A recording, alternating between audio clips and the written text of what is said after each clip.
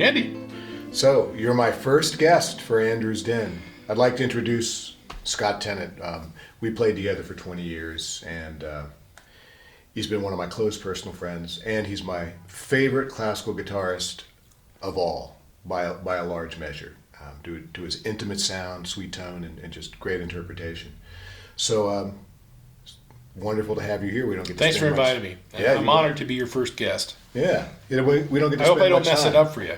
Well, me too. I mean, there's a lot right. I studied all the answers I knew Yeah. to study. Did you study your bio? Oh, no, I didn't. You didn't? Okay, well, You have to remind me about my life. okay. I know we're all forgetting things, so there could be some illumination in there. I don't know. Yeah. How did you find the guitar? How did the guitar find you? I think it found me, because I always wanted to play.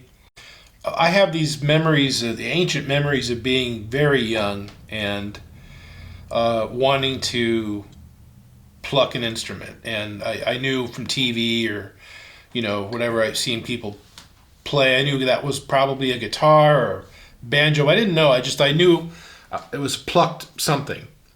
And I was probably 4 or 5. My brother and I always got these toy plastic instruments, these little ukulele type of things from the Yeah. They sold them at the supermarket back then, I remember. And we get them, we'd break them, and because they were not built to last, obviously. And so every year we get one. And finally, when I was 6, I got one for Christmas, an actual guitar. Ah, okay. A small guitar, steel string acoustic guitar. And I was just so thrilled, And I just kind of knew I wanted to play the guitar. You call it a past life, whatever. I just knew guitar. So maybe was you for were me. a psaltery player or a lyre player. Maybe 2,000 years ago. could have been. Yeah. Could have been. I just always wanted to play the guitar, and I got this real guitar, and I was so happy. And then until my mom says, "Okay, now we bought this for you. You're gonna have to take lessons, or else the guitar goes back." And I'm like, "Oh, I don't need lessons." It's like reading I always, to this day, I always throw away the manual when I buy something, which is really stupid because when I need the manual, I can't find it. But I thought I could do this. Come on, how hard could it be? You just do that and do this.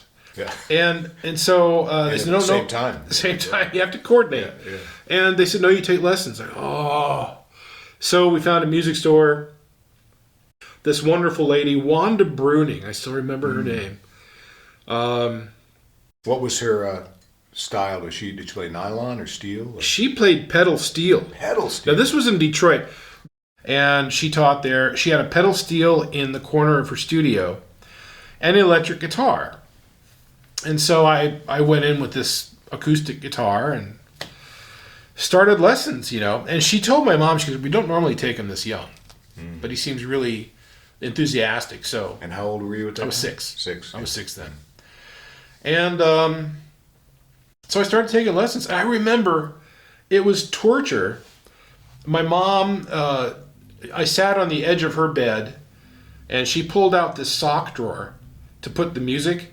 It was Alfred's beginning guitar method. I remember that. And sock drawers. That was pulled out a sock drawer. stand. And put the thing there. And 15 minutes. Because you have to practice for 15 minutes. And for a 6-year-old and a 7-year-old, it's an eternity. And meanwhile, this is after school, right? And I'm hearing my friends call me from and say, "Scott, come on, I'm playing." I'm like, oh.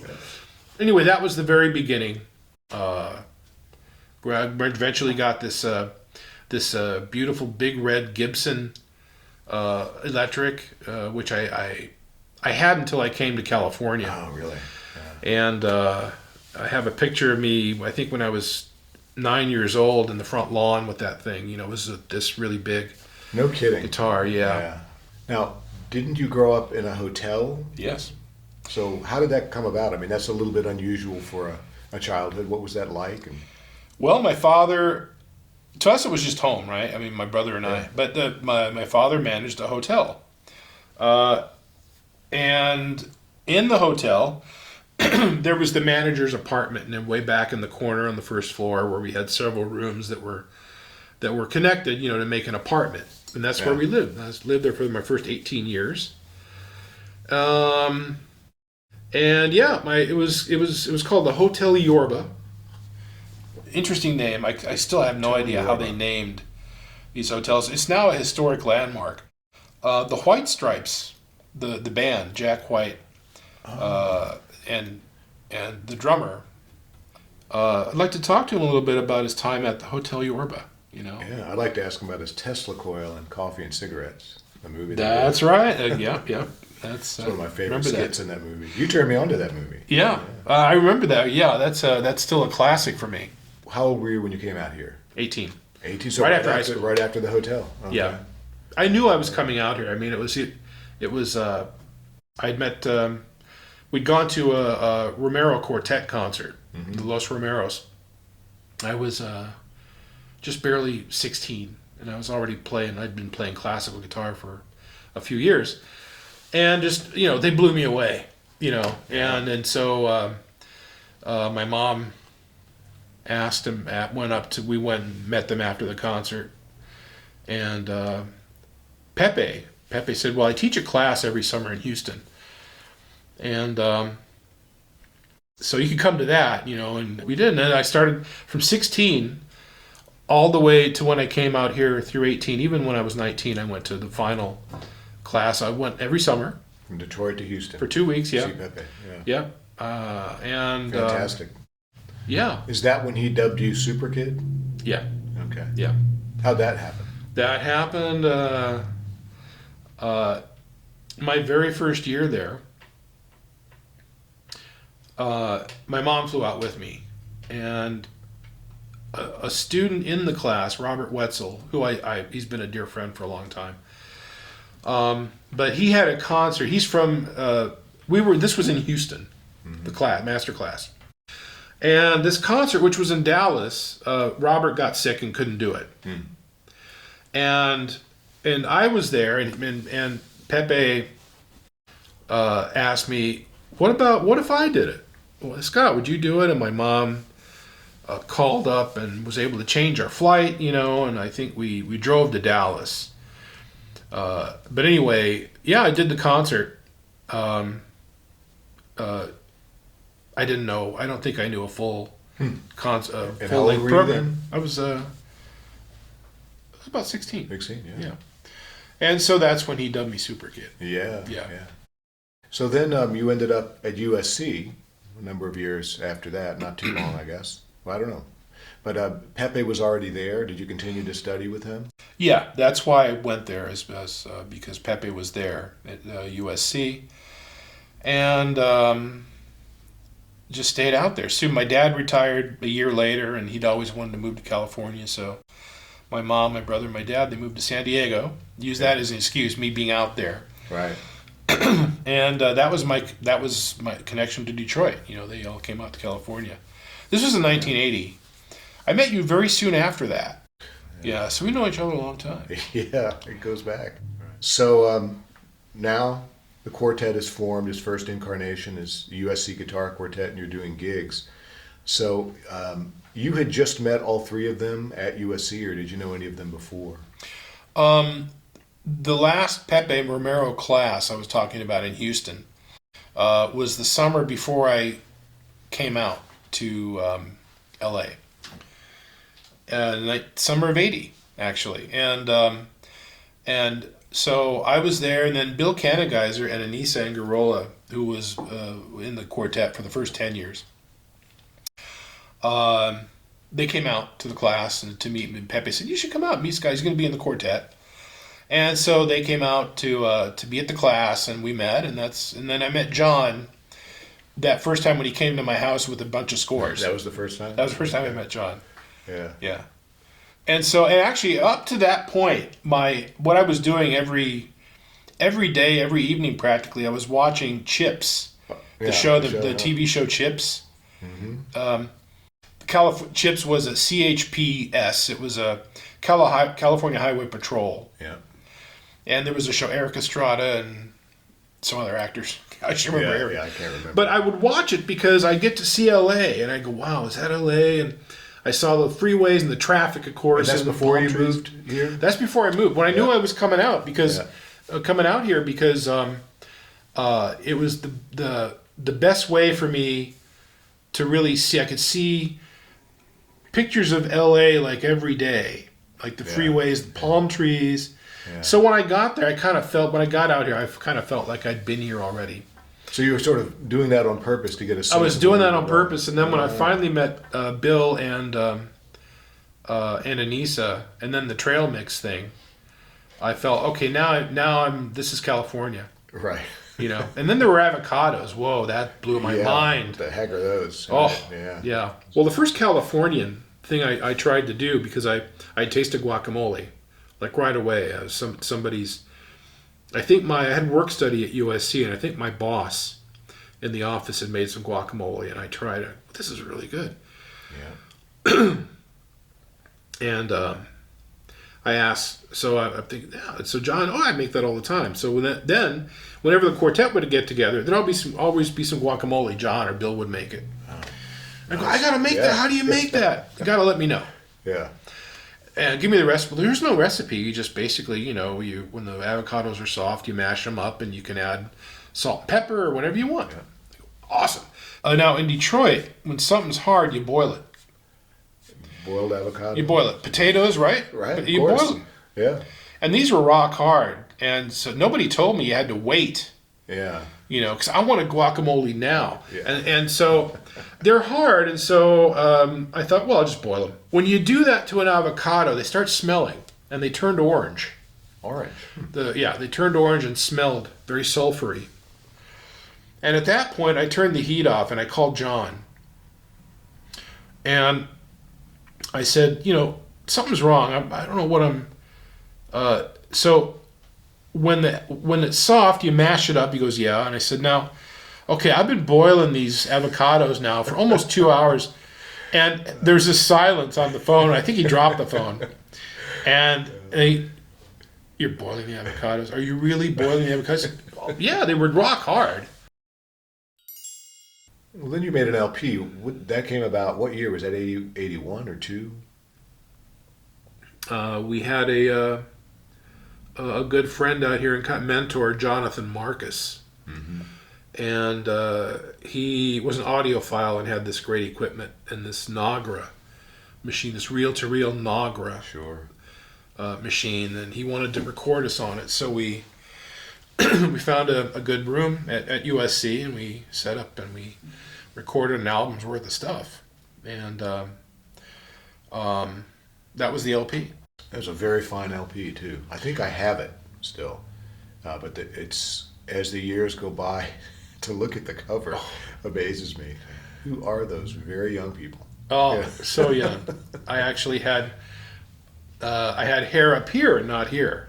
Yeah. And then gravity over the years has pulled it down. It's pulled my follicles right away from my head. Oh, yeah. No, that literally, that was 19, 20 years old. That's something. Yeah. When you came into the group, that I think we really started to develop. We already had playing concerts and had a name, but I think the identity didn't come until you joined the group. Well, do you remember? It is in '83 I moved to LA, and then '86 went away for a little while. Went to Europe for 3 months, and wasn't sure I was going to come back to LA. And Bill called me up when I was in Virginia and said, "We have this contract to do 100 school shows for elementary school." Yeah. And I think Anissa didn't want to do them, or it wasn't going to work out. She said, "You want a gig?"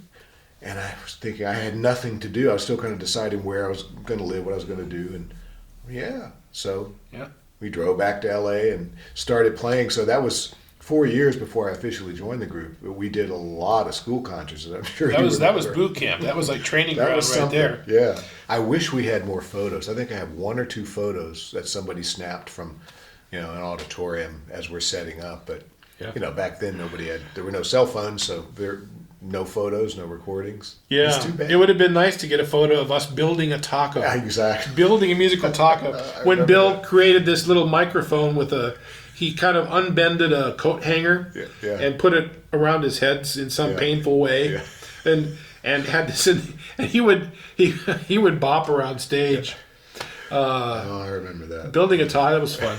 Yeah, It was. we'll have fun. to explain that someday to those. But you know, in a way, that was sort of our Hamburg, like the Beatles, going there. That was we were paying our dues and building tacos for years, for the elementary school set. Man, you learn your stuff, right? Yeah. Oh. I was in London for 6 months, and you came to the flat that I had there. Oh yeah, I stayed there. But we had 3 European tours in that 6-month period and no U.S. concerts. That pattern was never repeated since, not even close. So how amazing. I know. And it wasn't by design. That was, it was just, had there been concerts, I would have had to flown back to the States. Stars were lining up. I know, that's amazing. yeah. I remember the first time we kind of met, and I think it was Metmon, which was a big festival then. It had that huge guitar in it, didn't it? Yeah, Was that the place? that's That right. Yeah, giant. and that was one of the first festivals we did, and there was Thomas Muller Pairing and the Assads and everybody. That's right. And we had that's where we Is that started. where that iconic picture that I've got, that I've shared with you, the one with backstage or somewhere, there's all 4 of us, Yes. and like Barwaco's there, and David Russell's there, Yep. and the Assads are there. It's just this That's who's Metmon. who. Yeah, I mean, throughout the life of the quartet, from its inception until now, I mean, a lot of records have been made. And I think when I was with the group, we made at least 10. I don't really know, but we've several different labels, and now you guys have a new one coming out real soon, right? Or is it already out? It's coming out. Yeah, it's self-produced, and yeah, it's literally coming out in April. It's been a couple years into COVID, really delayed things incredibly. It actually canceled a lot of things that a lot of people were doing artistically, but it was finally done, and it's coming out. Great. And it's opening with In Realm of Light.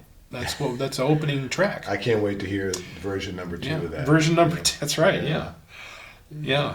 We tried not to make it sound like a bunch of older guys doing it, because it takes some energy to do that piece. Yeah. And recording in some of those iconic studios that are gone now. The ones weren't we? Was this Sony? We were bumped by the Rolling Stones. Yep. They kept, they kept recording, and we had to move it a week. Yeah, we're like, that was Ocean Way in Hollywood. Yeah. Those Stones. Man. We were booked somewhere up down the road. Yeah. Those guys, they get what they want. Yeah. But they can't get no satisfaction. They can't get no satisfaction still. Pumping Nylon, that became a cult book, right? I mean, it's just, Yeah. you see that everywhere. I mean, that's why you have the second house in France and Oh yeah, I just had to sell that. Yeah, did you? Yeah, I just had to sell that because I was going to buy a Maserati. one up, one down in the Soho in London. Yeah, very good. No, kidding. I wish. Yeah. In the book, you use a lot of inspirational quotes and things like that. When did that idea come to you? And was it right at the beginning, or what role did you see those serving? Why did you want to include that kind of thing in the book? Because I found everything else way too academic, pedantic, really boring, very informative. No doubt. I won't name names, but the other books that were around that I had gone through, a little bit of this method, a little bit of that method, this technique, that technique. But, just I wanted something that people would find fun, something that was affordable. And I think I had already seen Pierre Bensusan's book. I forget the name of the book, but it has recipes in it. Oh, yeah, that's right. It's got photos of him on stage. I thought, that's fun. Yeah. And the music was great. Yeah. And the idea, wow, recipes in a book. That's amazing. And I actually tried a couple of them. Yeah. The real deal. And Yeah. I thought, I want something like that. And the sayings, the little things that I found, because I used them in my life. And it wasn't a catchy thing. I meant to be catchy. It was just, I thought, these help me a lot. I think they're great. Why not put them in there?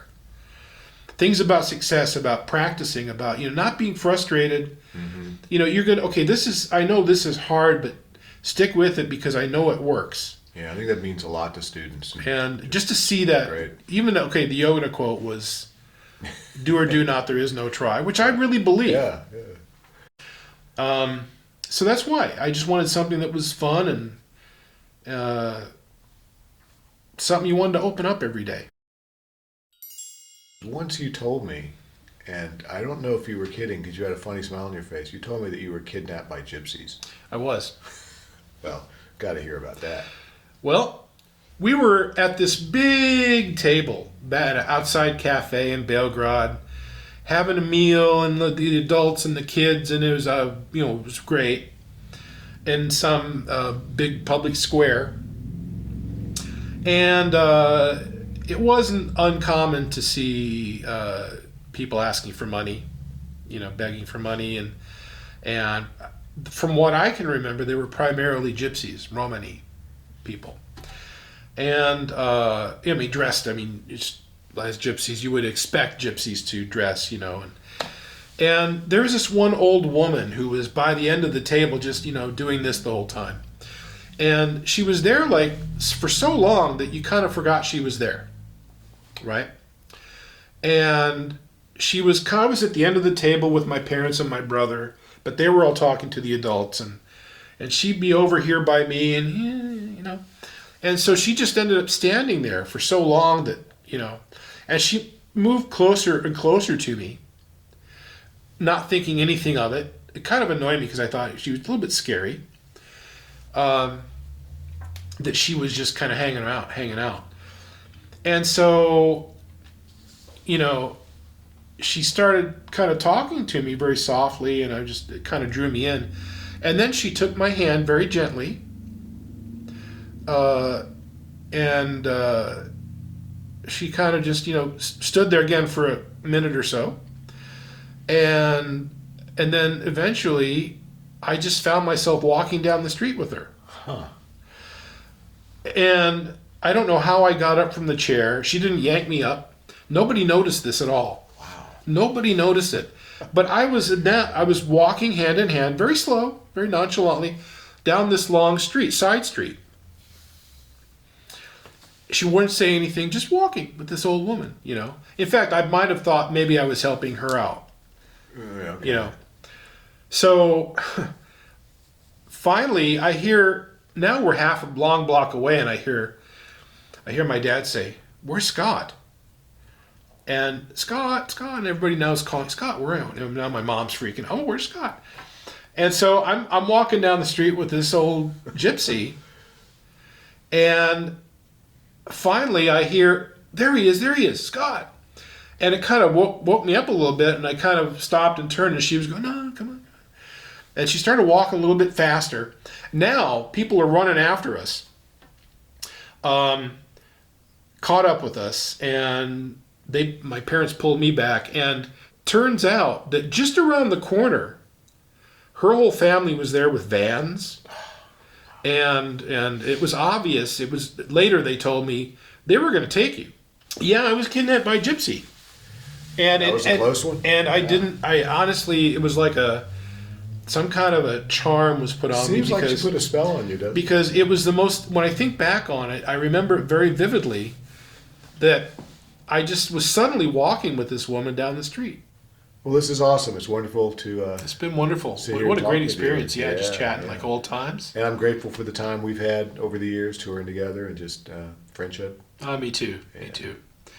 You always value your friendship, and of course you as an artist, but really you've just been a great friend for a long time. So have you, man. And so you still are. We've grown and lost hair together. Yeah. Yeah. And, it's funny, when we were younger and I had been with the group for a few years, I remember looking into the future and kind of panicking, thinking, I'm going to turn 60 and I'm still going to be playing with this group. And I couldn't imagine, and I did end up leaving before that, but that's, we're all there. We're all there. Well, I'm at so. 60 next week. Yeah. Yeah. Oh my goodness. Still going. Yeah. Still going. Isn't that something? Yep. Yeah. That's a beautiful thing. Yeah. This has been great. Thanks for having me over to your den. Thank you. Well, we kind of moved out of the den Yeah, we're kind And of it's just more of a cafe situation, which is more my style. in the house proper, Yeah, not just the den. yeah. So have fun editing. Yeah. All my Amy will blabbing. do all the editing. She's the master editor. Yeah. Yeah. Thanks, man. All right. Yeah. Thank you, Andrew's Scotty. Den. Yeah. All right. Scott Tennant.